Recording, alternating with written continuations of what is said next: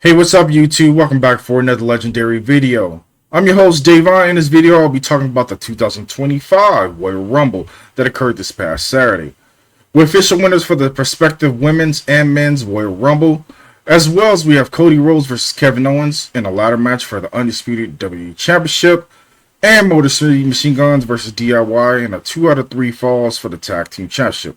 Click the full video, let's dive in and talk about the Royal Rumble for 2025. Appreciate you guys.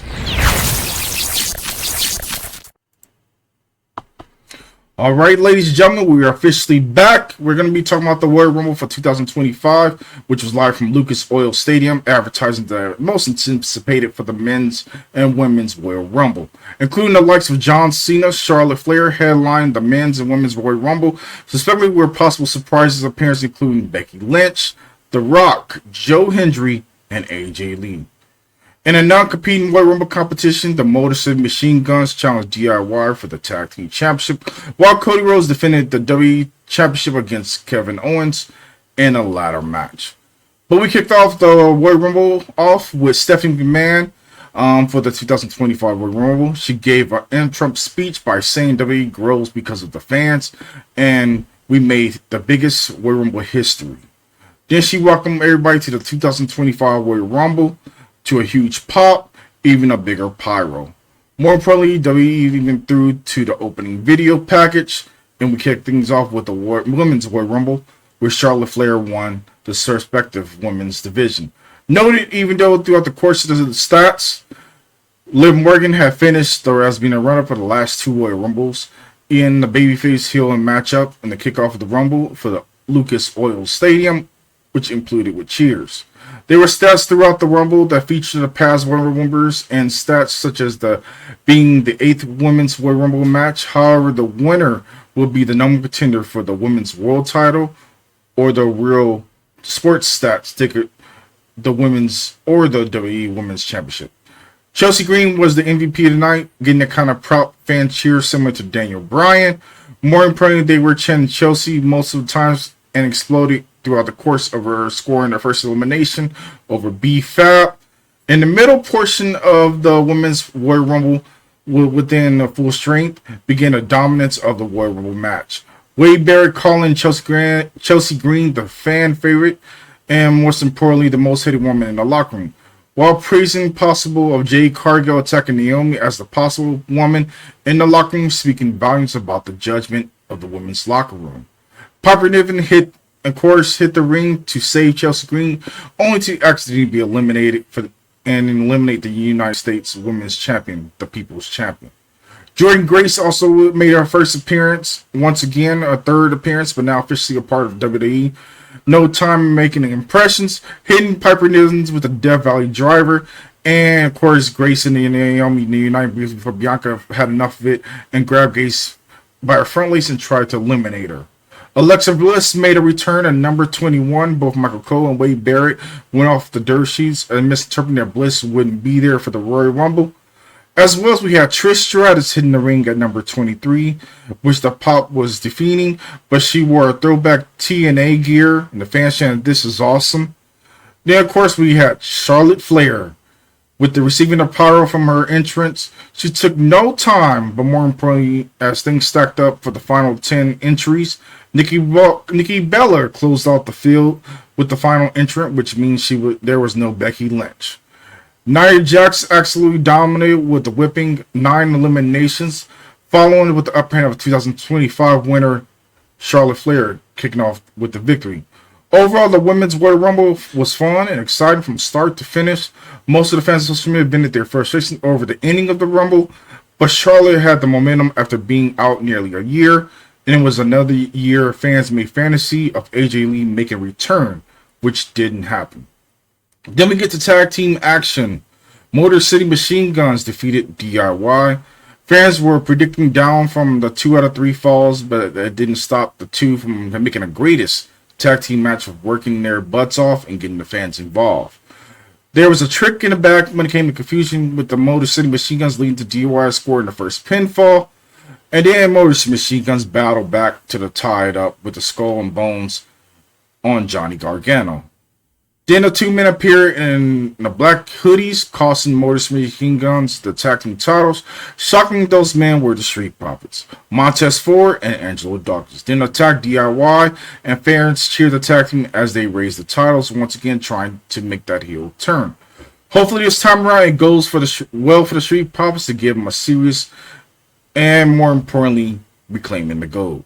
Then we get to the big match. Cody Rhodes defeated Kevin Owens earlier tonight, we had a showing of them entering the building. Of course, things were casually, of course, with golf gear and the whole 9 yards. But things kick off of that match very quickly as the chants were chanting for Cody, but it was split across the board. Cody and Kevin Owens brawled through the crowd as both drew comparisons to the late great Dusty Rhodes, and the comparisons were obvious in each case. In the overall, Michael Cole announced that this is the third gate in WWE history for the Royal Rumble 2025, surpassing only 2 WrestleManias. And overall, he's honest on that when it came to that point. But back to the match, Owens took out Rhodes with a small step ladder, which inspired Hornswoggle reference from Michael Cole. Owens then went for a mid-wrist and on the top rope with a little wrist and teasing a dive, only to step off. At one point, Cody Rhodes was dangling off a 20-foot in the air, but Owens was able to throw him off and cause him to crash to a pop-up powerbomb. Cody Rhodes then came back by tearing off the bottom of the ladder and more probably beating Owens with it, a tactic he learned from Wade Barrett. And the most brutal spot of the match, Kevin Owens took a back bump off the top of the edge of the ladder. Fans chanted "Holy shit" in response, but overall I had liked the spot. The ladder match earned its second "Holy shit" chant after Owens hits a Fisherman Buster on the ladder, and WWE officials checked on both Owens and Cody Rhodes. Sami Zayn came out and checked on Owens and Rhodes, and the fight continued as Rhodes finally snapped and bloodied Kevin Owens. And then Sami looked on as a concern as Cody countered a package piledriver with a lovely, amazing Alabama slam through a ladder, and then a more "Holy shit" chants went through the course of the match. Sami continued to look on as Cody grabbed the titles for the win, and the match was really good from start to finish. And overall, it was great storytelling, and I enjoyed how it turned out. Then we get to the men's Royal Rumble, where Jey Uso, main event Jey Uso, the main event, Yeet, has officially won the Royal Rumble, even though everything ran smoothly. And overall, we had a whole lot that broke down when it came to the start of the men's Royal Rumble, including Rey Mysterio and Penta starting it off as the Luchador's dream match, a genuine "holy shit, this is awesome" moment. Penta almost touched the feet nearly in the beginning of the match. I don't think WWE even announced that, but WWE did not show a replay of it. We also felt Carmelo being candidate to eliminate John Cena, but Melo thrown out early by Braun Breaker. Then, of course, we had the surprising entrant by Aisho Speed entering replacing Akira Tozawa after their Speed eliminated Otis and Crocs, only to be destroyed with a spear by Braun Breaker. It was tough. Then we got to Jacob Fatu scoring 3 eliminations in the first 3 minutes of his stay in the Royal Rumble, and there was a reason he was the favorite of the most eliminations. Kaiser, who got into the ring, flirted with the record for shortest in-ring time. Penta eliminated Kaiser, but it was short, confirmed that Santino still holds the record for 5 seconds.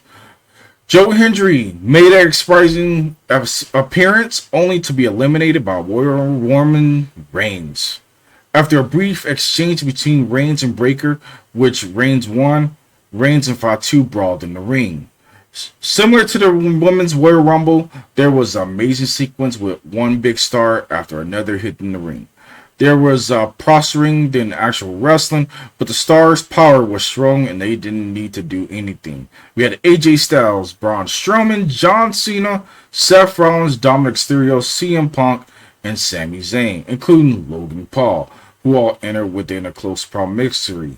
The Rumble came down to Cena and Jey Uso in a far-fought battle, but Jey Uso ended up winning the full official Royal Rumble. But in overall, it was great to see a tag team wrestler find his niche and become the Royal Rumble winner.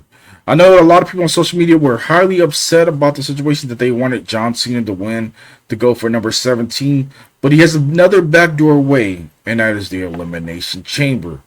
But in overall, the show was really good from start to finish. It wasn't a sleeper. Every single show did their thing, and you couldn't ask for anything better. But in overall, I appreciate you guys coming through for the course of this actual video. If you enjoyed the whole entire overall, check out my other video, which is available right here to your following.